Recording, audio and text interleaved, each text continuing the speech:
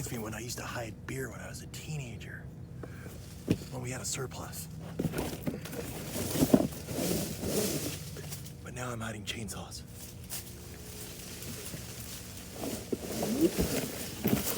Not just any chainsaw, but a CS310 Echo 14-inch chainsaw, my favorite.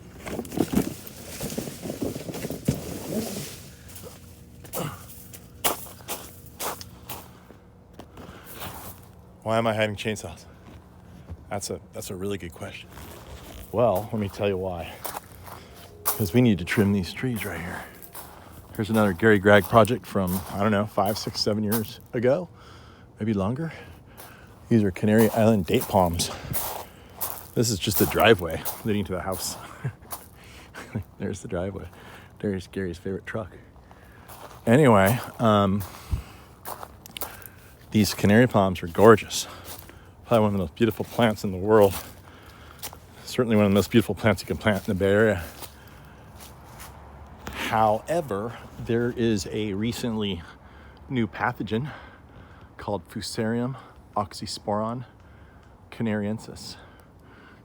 And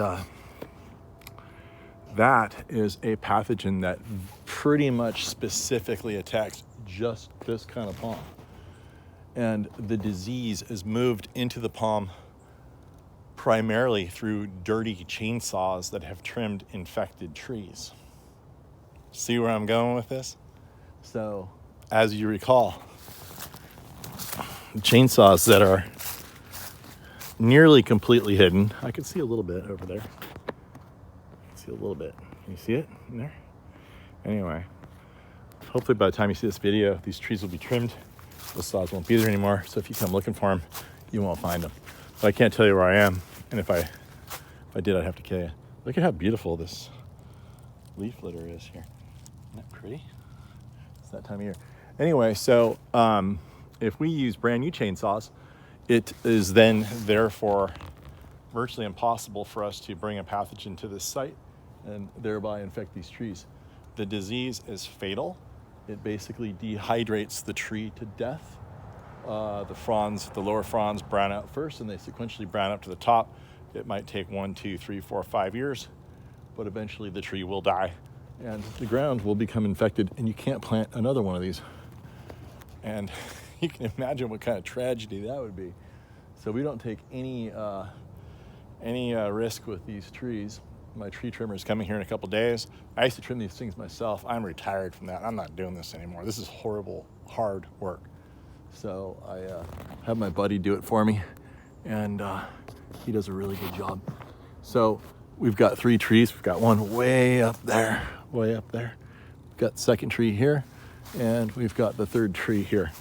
And you can see in these trees, this one is a pretty good example. It has a female flower structure.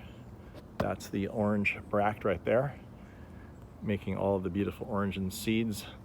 And there are male trees that just make a kind of a nondescript brown pod that just sends out pollen. So the females are really beautiful, except they do drop some seed, which is a little bit of a nuisance. So anyway, these trees are gonna look really good. I don't think they've really been trimmed since I put them in. It's been 4 or 5 or 6 years. So, but yeah, just know that if you want these trees, the idea is you get your saw, and then you trim the tree with your brand new saw. You number that saw to the tree, and then that's the only saw that ever comes in contact with this plant. And therefore we get into a situation where it's pretty difficult for it to ever catch that disease, the social disease of palms.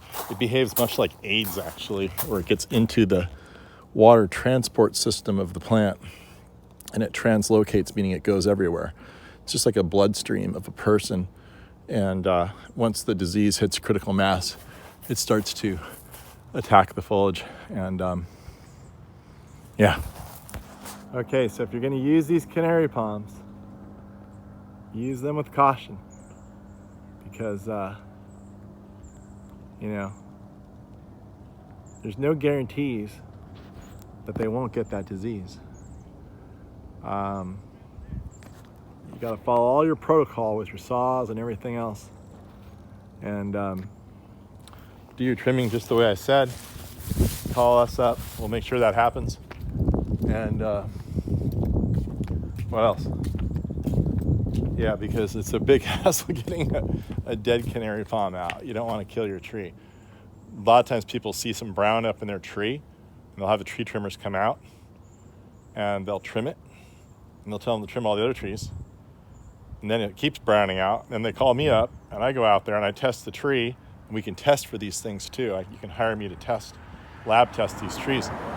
And then I find out that the first tree, had the infection, and they invariably spread it to the other trees with the same saw, and that most tree trimmers have no idea or don't care. I've seen entire shopping centers go down. So just keep that in mind when you're dealing with these trees. Anyway, if you call us up, I consult. We can do the trimming, we can do the installation, we can do all kinds of cool stuff. And it's really important to me that as many of these things thrive as possible, because that's the symbol of my company right there. So we can't be losing these trees. I'll have to change my logo. So it's everybody's responsibility to keep this disease out of here. So read up on it. There's a lot on the internet about it, but all you need to know is do not trim your trees with dirty chainsaws. Buy brand new chainsaws, the Echo 310 from Home Depot, $200. It's worth it. Number that saw. Make sure that saw is the only thing that comes into contact with these trees. And don't let anyone climb your trees with spikes, because they could spike the tree. They could bring the pathogen with their spikes. So those are things to know about Fusarium, Oxysporon, variety Canariensis in canary palms. You heard it from me first, or maybe second or third, but at least you heard it from me.